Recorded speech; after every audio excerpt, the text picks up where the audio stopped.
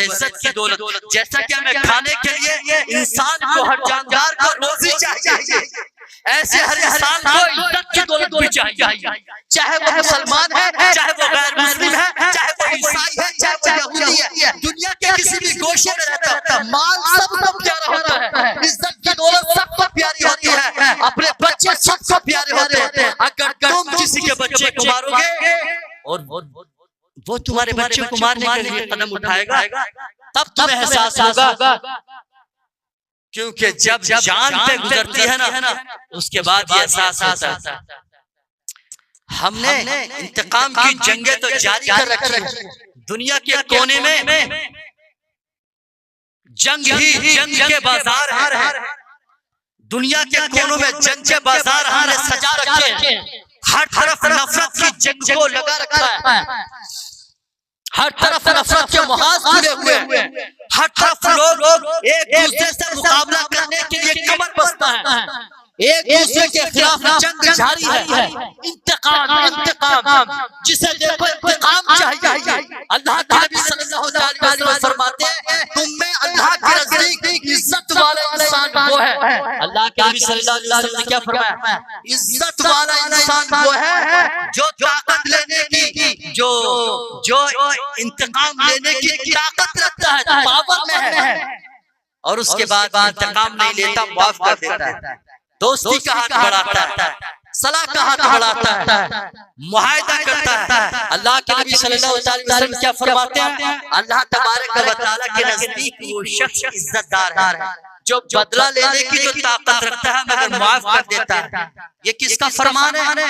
हमारे खालिक और मालिक का, जिसने सारी कायनात को पैदा किया, जिसने हवाओं को, फजाओं को, दरियाओं को, चांद को, सूरज को, पेड़ों को, पौधों को, बेलों को, सबको पैदा किया, जो सबका खालिक मालिक है, जिसने हर एक इंसान को पैदा किया, उस रब का फरमान है। वो रब क्या फरमाता है? मेरे यहाँ इज्जतदार वो है जो ताकत रखता हो बदला लेने की मगर माफ कर दे।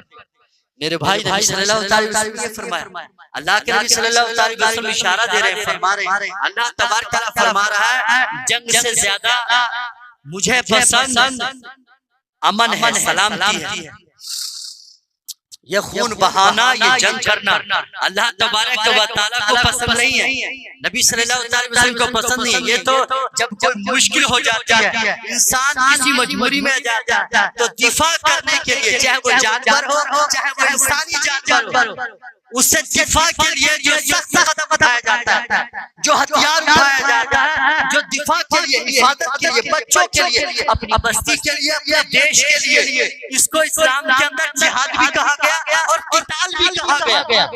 मेरी बात समझ रहे हैं? दिफा के लिए, अपने बच्चों के दिफा के लिए, अपनी जान के दिफा के लिए, अपने घर के दिफा के लिए, अपनी बस्ती के लोगों के दिफा के लिए, अपने भाइयों की हिफाजत के लिए, अपने देश की हिफाजत के लिए कदम उठाने के लिए, हथियार उठाने को जिहाद कहते हैं।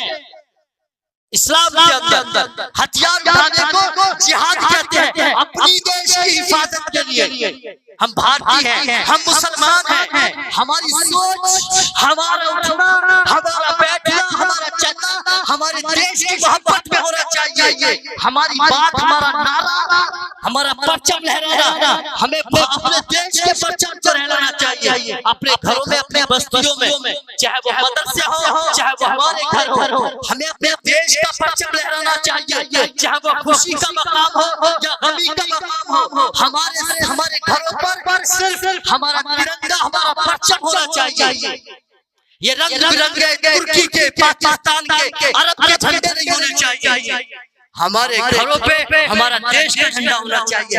यही हमारा देश का झंडा है, यही हमारा मजहबी झंडा है, जो हमारा देश का मुंतखबा झंडा है, जो सारे लोगों की मर्जी के मुताबिक सारे मज़ाहिब की निशानी के बतौर हमारे देश की निशानी।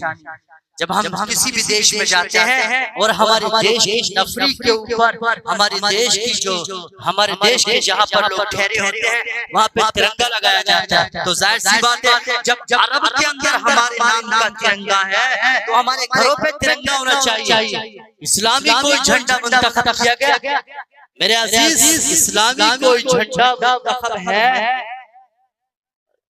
इस्लामी कोई झंडा खास है क्या? इस्लामी झंडा हरा है। इस्लाम के अंदर हमारा कोई इस्लामी झंडा है, उसका कोई इस्लामी रंग है।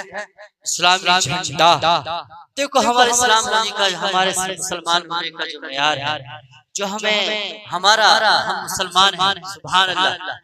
हमें इस बात पर फख्र भी है, नाज़ भी है कि हम मुसलमान हैं। लेकिन हम मुसलमान कैसे होते हैं? हम कोई लकड़ी लगा के या किसी कलर से मुसलमान होते हैं। मुसलमान हम किस चीज से होते हैं? हम मुसलमान हैं। अल्लाह ने कुरान दिया, अल्लाह ने हमें किताब दी हिदायत के लिए। हम इस पर अमल करते हैं, दुनिया को इसकी दावत देते हैं, सारी दुनिया को इसकी दावत देते हैं। जो लोग इससे नफा उठाते हैं, अल्लाह उनको नफा देता है। अल्लाह तआला भलाई अता फरमाता है। हम मुसलमान हैं। हम मुसलमान के झंडे से, किसी कपड़े से, किसी फैक्ट्री से, किसी सामान से, किसी हथियार से मुसलमान। मुसलमान होने की अलामत की तलवार क्या, कोई गन्स वगैरह, कोई मिसाइल वगैरह, कोई देश है, कोई सरहद है? हमारा निशान क्या? हमारा कोई झंडा मुसलमान होने का निशान नहीं है। हम तो जहाँ जाएंगे हमारा तिरंगा लगा होगा, तो मुसलमान होने का निशान क्या है? कोई रंग मुसलमान होने का निशान है क्या? लाल रंग का झंडा अगर हम लगा लें तो क्या मुसलमान नहीं है? मुसलमान है। हर रंग का झंडा लगा लें, क्या मुसलमान नहीं है? मुसलमान है। सुभान अल्लाह। नीले रंग का लगा ले, काले रंग का लगा ले, कोई सी भी रंग का झंडा लगा सकते हैं, कोई मामला नहीं है। लेकिन क्या ये हरा झंडा इस्लामी झंडा? हाँ, लोगों ने पसंद किया है, अपना पसंद का मामला। नबी सल्लल्लाहु अलैहि वसल्लम ने हरे रंग को खास नहीं किया। नबी सल्लल्लाहु अलैहि वसल्लम ने हरे रंग को पसंद किया।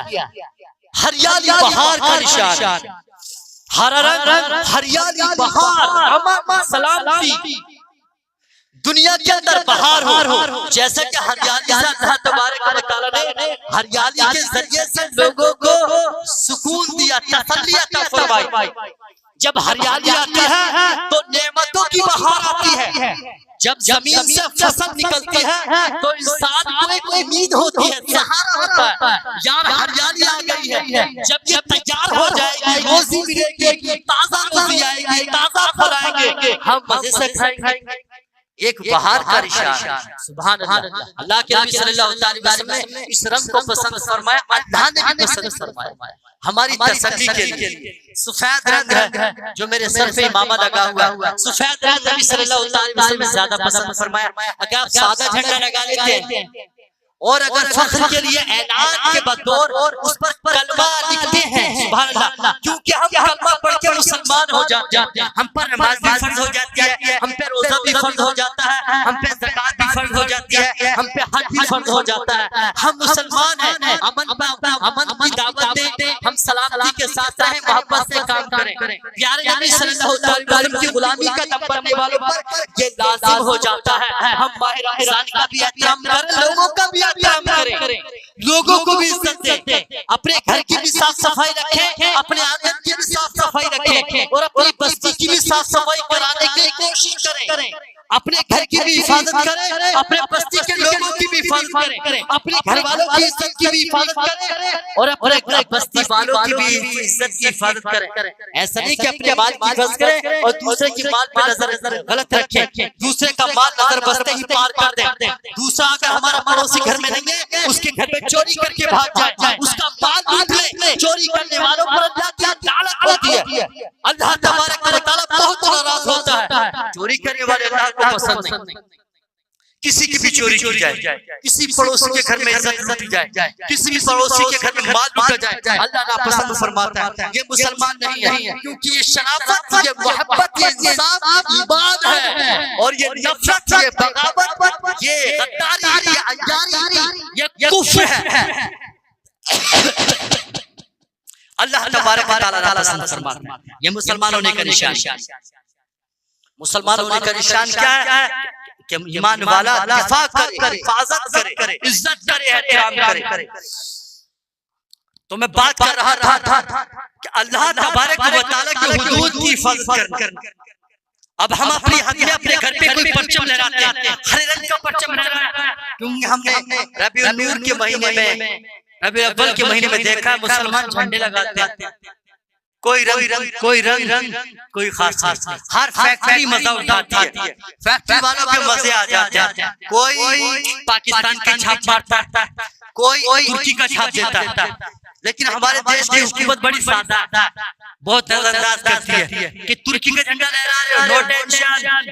हुकूमत कितनी बेहतरीन है कि तुम हरा झंडा लहरा के पाकिस्तान का निशान लहरा के, और वो समझते हैं कि देखो हिंदुस्तान के लोग हमारा झंडा लहराते हैं, कितने निडर हैं यहाँ के मुसलमान। मैं समझता हूँ ये जो बेवकूफी कर रहे हैं ना, तुम्हारी बेवकूफी की वजह से, और तुम जो इनका फिर से फायदा उठा रहे हो इनकी हिमाकत की वजह से। तुम ये समझते हो कि ये लोग हमारी मोहब्बत में लहराते हैं, ये थोड़ी सी नादानी में कर रहे हैं, क्योंकि मैंने सुना है, मैं गया हूँ वहां पर, वो लोग कहते हैं देखो हमारा परचम लहराते हैं वो लोग। तो मैं कहता हूँ हिंदी के मुसलमानों जरा सोचो, तुम्हें ये भी मालूम नहीं हम जो गलत कर रहे हैं, जिसकी वजह से हम पर सख्ती की जाती है, हमें अपनी गलती का एहसास नहीं, हमें ये नहीं मालूम कर क्या रहे हैं या हमारे लोग क्या कर गए, हम किसके लिए काम कर रहे हैं। हिंदी के मुसलमानों जागो, ऐसा काम ना करो जिसकी वजह से ये दूसरे समझे कि यार मुसलमान अपने देश का वफादार नहीं, हम वफादार हैं, हमारा खून का हर कतरा वफादार है। आप इस चीज का ऐलान करते हो, सामने वाला क्यों नहीं मानता? उसकी वजह यह है कुछ हरकतें ऐसी कर गए हैं, ऐसी कर रहे हैं, जिसकी वजह से हमसे एतबार उठा जा रहा है, भरोसा उठा हुआ, हम हटर्मी करते हैं, जबरदस्ती करते हैं। ये जो परचम लहरा रहे हैं इसके बारे में भी हमें एहतियात की जरूरत है। हम पहले तो हिंदुस्तान के मुसलमान अगर समझते हैं कि इस्लाम का कोई निशान है तो हमें एक निशान बनाना चाहिए। अल्लाह के नबी सल्लल्लाहु अलैहि वसल्लम ने एक निशान रखा था। क्या निशान? नबी सल्लल्लाहु अलैहि वसल्लम ने भी अलम अता किया था। मौला अली के पास अलम, साहबा किराम को अलम दिया गया, साहबा किराम को जब मैदान जंग में अलम पेश किया गया, क्योंकि हम मुसलमान हैं और ये इस बात का अमन का पैगाम था। उस जंग के मैदान में अमन के पैगाम के बतौर पहला पैगाम क्या था? परचम लहराना। दूर से साहबा किराम परचम लहराते थे, उनके हाथ में अलम होता था और उसका रंग काला होता था और उस पर तहरीर सफेद होती थी, क्योंकि काली चीज पर सफेद रंग बहुत दूर से नजर आता था। जैसे अंधेरी रात में सफेद चांद हम जमीन से देख रहे थे, हजारों लाखों मील नहीं बेहतर जानता, इतने मीलों के बाद भी हमें चांद नजर आता। अगर ये चांद काला होता और काला ही आसमान होता, अंधेरी रात में वो हमको नजर नहीं आता।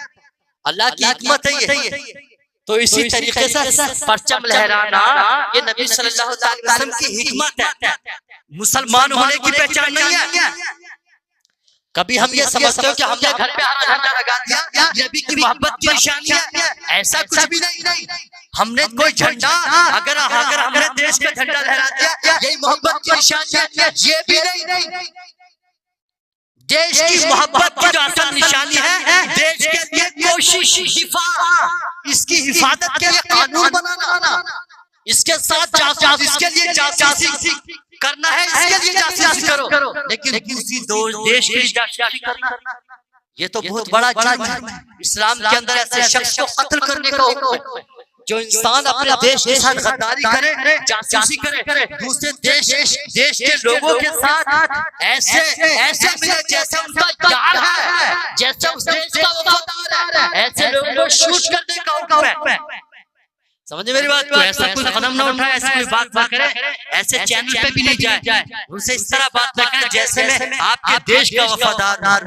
आपसे मोहब्बत होना अलग बात है, आपसे मोहब्बत करना अलग बात है, लेकिन ऐसा कोई काम ना करें जिससे पता ये चले कि उस देश के लिए कोई काम कर रहा हो। तो मैं ये कह रहा था सिर्फ परचम लहराना काफी नहीं है, देश के लिए काम करना भी जरूरी है। परचम सीने पे लगे भारत का या किसी भी देश का, किसी भी देश के आप रहने वाले हैं, परचम अपने देश पे लगाए हो और काम कर रहे हो दूसरे देश के लिए, ये गद्दारी है।